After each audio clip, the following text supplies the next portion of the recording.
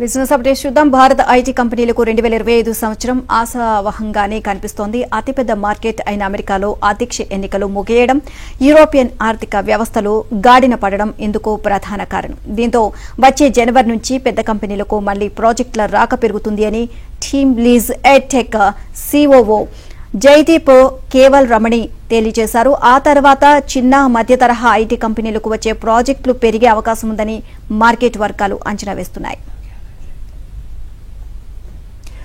Demand ని దృష్టిలో ఉంచుకుని ఐటీ కంపెనీలు ఇప్పటికే డేటా సైన్స్, ఏఐ, ఎంఎల్ నిపుణుల కోసం అన్వేషణ ప్రారంభించాయి.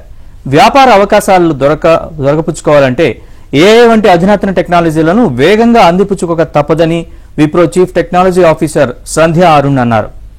ఈ విషయంలో ఏమాత్రం వెనుకబడ్డా ఐటీ రంగంలో మనగలగడం కష్టమన్నారు. దీంతో ఈ అధునాతన టెక్నాలజీపై పట్టున్న నిపుణుల నియామకాలు గత ఏడాదితో పోలిస్తే 2025లో 30 నుంచి 35% వరకు పెరుగుతాయని మార్కెట్ వర్గాలు అంచనా వేస్తున్నాయి. ఐటీ పరిశ్రమ మొత్తంగా చూసినా 2025లో నియామకాలు 15 నుంచి 20% పెరిగే అవకాశం ఉందని భావిస్తున్నారు. అయితే ఏఐ, ఎంఎల్ టెక్నాలజీల కారణంగా ఐటీ రంగంలో కొన్ని ఉద్యోగాలు మాయమయ్యే ప్రమాదము పొంచి ఉంది అన్న అభిప్రాయాలు వ్యక్తమవుతున్నాయి. అయితే ఈ సంవత్సరం దేశీయ ఇన్ఫర్మేషన్ అండ్ టెక్నాలజీ రంగానికి చేదు అనుభవమే మిగిల్చింది. రాజకీయ, ఆర్థిక అనిశ్చితితో అమెరికా, యూరోపియన్ కంపెనీలు ఐటీ ఖర్చులు తగ్గించేశాయి. దాంతో ఈ దేశాల నుంచి భారత కంపెనీలకు వచ్చే ఐటీ ప్రాజెక్టులు తగ్గిపోయాయి. ఈ దెబ్బతో దేశీయ ఐటీ కంపెనీల్లో గత ఏడాదితో పోలిస్తే ఈ ఏడాది నియామకాలు జోరు 7% తగ్గింది. ఇది కూడా గ్లోబల్ క్యాపబిలిటీ సెంటర్లు ఆదుకోబట్టి మాత్రమే సాధ్యమైంది.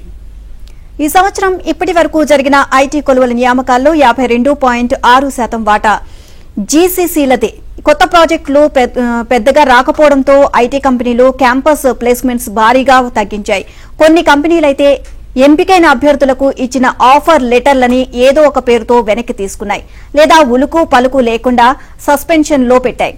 ఇక దీంతో ప్రముఖ ఐటీ కంపెనీలు కూడా 2023తో పోలిస్తే ఈ ఏడాది ఫ్రెషర్ల నియామకాలు 2 నుంచి 15% మాత్రమే పెంచాయి. ఈ సంవత్సరం ఐటీ రంగంలో నియామకాలు తగ్గినా AI, machine learning, cyber security, data science వంటి డొమైన్స్ లో పట్టున్న నిపుణులకు మాత్రం మంచి అవకాశాలు లభించాయి. ఈ నైపుణ్యాలున్న ఉద్యోగుల నియామకాలు గత ఏడాదితో పోలిస్తే 2024లో 39% పెరిగాయి. ఈ డొమైన్స్ లో పట్టున్న నిపుణులు దొరక్క చాలా ఐటీ కంపెనీలు ఉన్న ఉద్యోగులకే పెద్ద ఎత్తున శిక్షణ ఇస్తున్నాయి. ఇక మంచి అనుభవం ఉన్న మధ్య, సీనియర్ స్థాయి ఉద్యోగుల నియామకాలు గత ఏడాదితో పోలిస్తే 35% పెరిగాయి.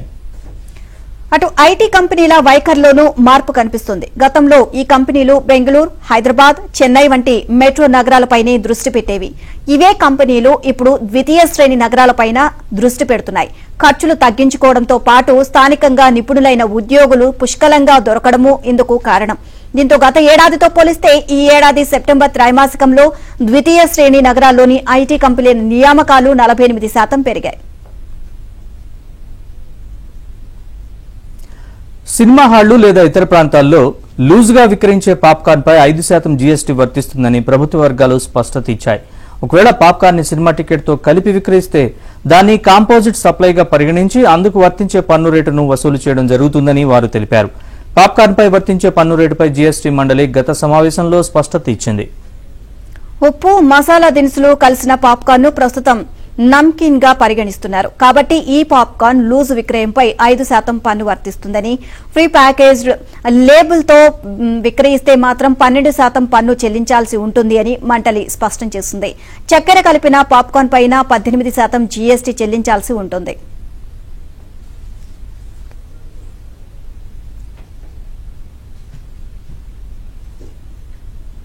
బిజినెస్